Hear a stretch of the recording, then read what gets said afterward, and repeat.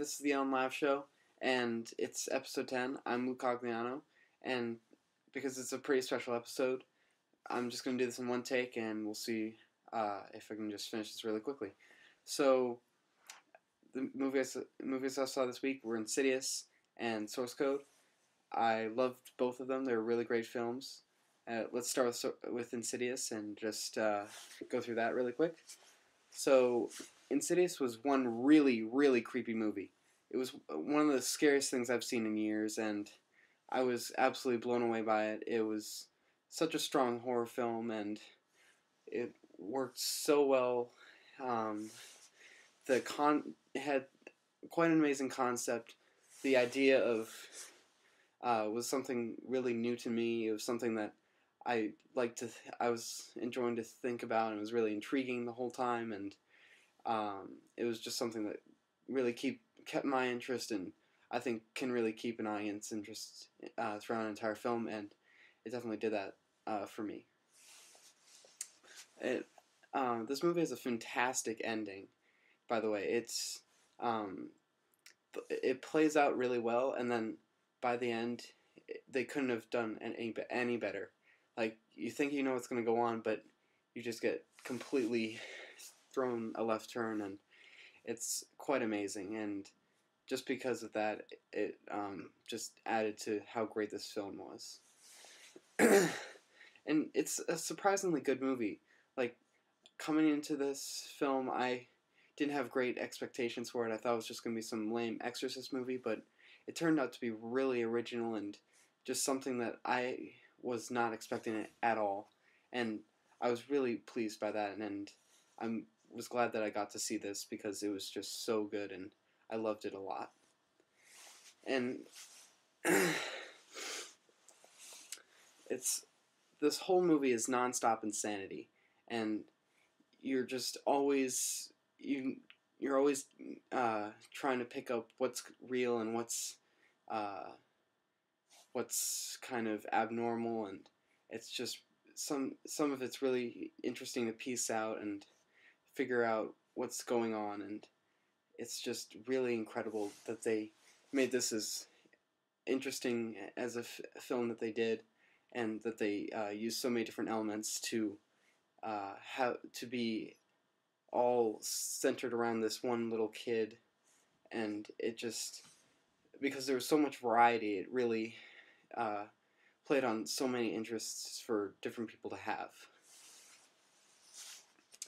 And this movie really keeps you at the edge of your seat the entire time. You're always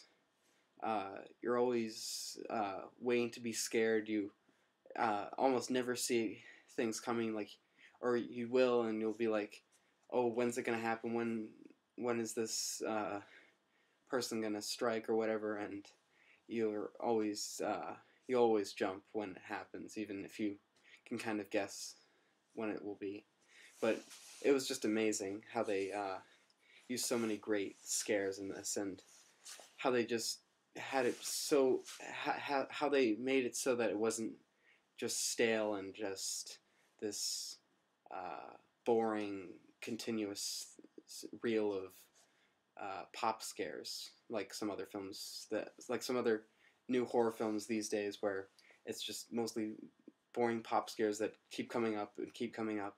But this, because, again, with the varying enemies of this family, there's so much variety in the pop scares themselves that you're never bored, and you're never left feeling like this is rolling on in an incomplete way or anything like that. So that was really well done, and this just played out so incredibly that I was completely astonished at how well this was made. This movie also has a lot of outstanding sound, and a lot of outstanding sound work, and there's a lot of great filming too. There's actually this one really great scene where the kid wakes up, and there's just this explosion of light, and the camera is flashing on and off, and there's these white screen, these white flashes, and it's just one really spectacular scene, and you just the way that was filmed also brought a really great depth of horror and just something a lot more development to just how great this movie really was. And my only criticism of this movie really was that some of the acting was a little I guess just not presented too well sometimes. Like some of the lines were a little dull, and I don't know, maybe it might have been had to do with a few of the actors, but most most of the acting was really decent, and I loved a lot of the people in this movie, but it was just there were some points where some of the lines just didn't fit with what was happening and just made it feel a little less good at some points. But otherwise, it was a completely fantastic movie. I absolutely recommend seeing it. Um, if you're somebody that gets scared pretty easily, you might want to say this with a few friends because it's a great time, and I'm sure it's completely enjoyable to see with a big group of friends, and it's even good to see on your home, like to rent. So definitely check this out. Absolutely amazing film. And the other one last thing about it is that just the way it's filmed and the style of the whole story, it feels something like an old classic horror film. So it almost pulls at things like The Shining and Poltergeist and um, just things like that, which incorporate such great stories and such great scary moments that it just it flowed something like that, and it just made. And I love all those old horror films, and that just really came out in this movie, and I was absolutely blown away by the entire film. So definitely check this out and see it when you can.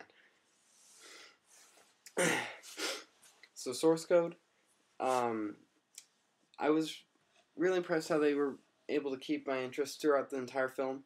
I liked Jake Gyllenhaal in this and all the other actors because they all were really strong. They uh, made this a really effective movie, and the director was really good. I liked his last movie, Moon, which came out not too long ago, and that was a little lower budget film. But in this, he had more money, and he definitely used it really well, and he made a really interesting story, and just the way it played out was really something. And just the whole because of who he chose to play these roles, it was just a really well acted movie. They could have gotten stuck with somebody who wouldn't do too well, but they managed to get all really good people and have this really use a lot of good chemistry and make those continuous 8 minutes feel really fresh and really interesting every time. So that was a really good job, well done on their part. This also has a really powerful pacing. Like even though it's just the same time periods over and over again, you get a really good sense of the variety and what people's lives can be like, and the story really plays out nicely. You're there's some questions you have throughout the whole film, and that they give away little things that which help, and they don't give away too much, which is nice. But the only thing about this is that because they didn't develop the characters too much, and they didn't explain a lot about who Captain Coulter Stevens is and what his mission was beforehand and how he became involved in this whole thing, and just even the character Sean and could and all the other people on the train. It just because they didn't explain too much about any of this stuff, or even just how source code became what it was. it felt like they were really trying to push this for a second movie, which I wouldn't really push for them to do, because the way they had it was really nice, and if they had just put in a few more details about who was who and what was what, it would have just made this a really better movie, and it would have kept me more interested than I was. And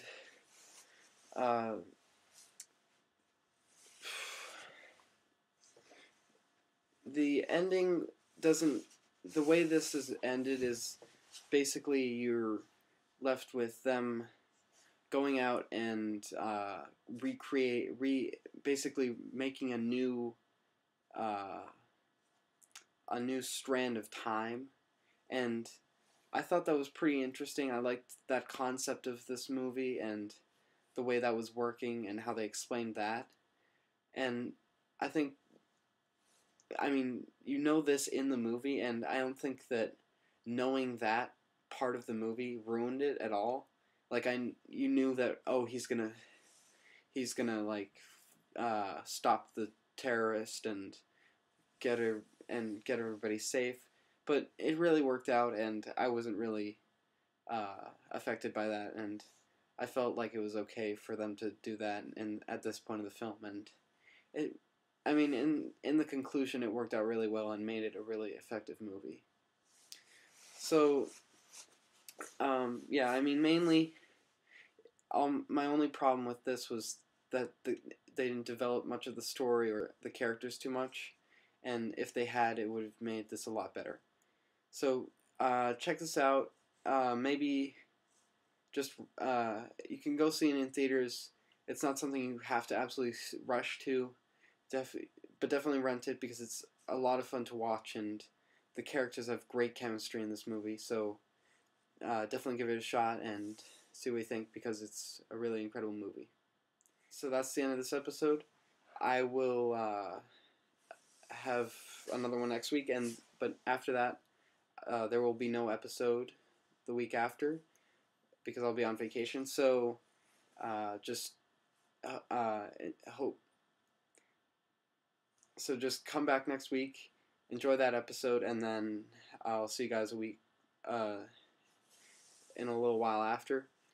But just be sure you make sure to know that and pass that along.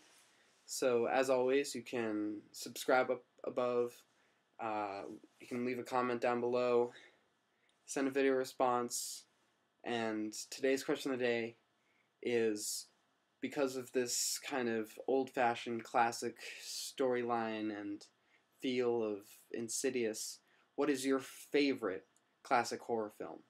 So just leave me your response down below, and as always, I'll have the links for the trailers and all that stuff below as well. I'll see you guys next week, and it'll be episode 11. So don't forget to spread this around and tell people about it, and I'll see you guys next week. Can I resist? You cannot resist. You cannot resist. Yeah.